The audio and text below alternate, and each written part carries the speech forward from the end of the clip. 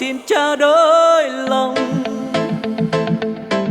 làm tâm linh trắng tròn. Cậu xin trao đổi lòng,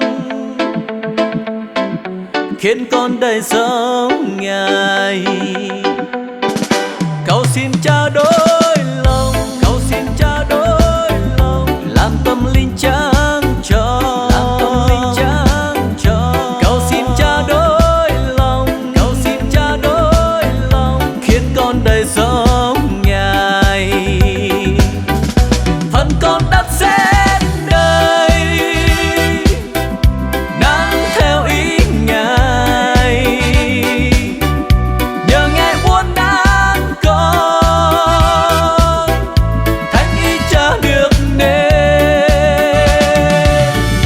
Cậu xin trao đổi lòng, cậu xin trao đổi lòng, làm tâm linh trắng tròn. Cậu xin trao đổi lòng, cậu xin trao đổi lòng, khiến con đời giống Ngài.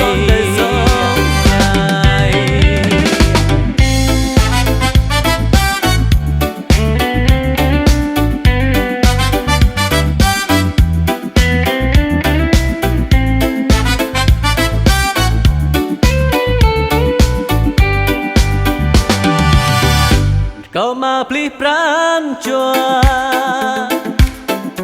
ngam prep ngat kor ko.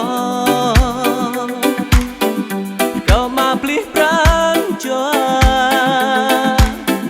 pli kau nai rup i. Kau ma pli pran chua, ngam prep ngat kor ko.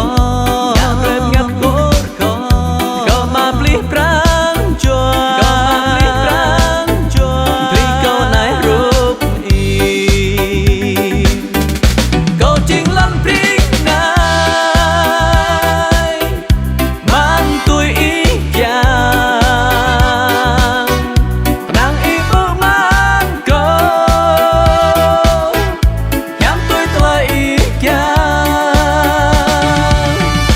Kau ma pli pran chua,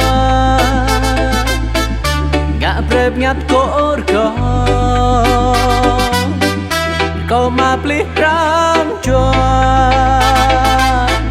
pli kau nai rup i, pli kau nai rup.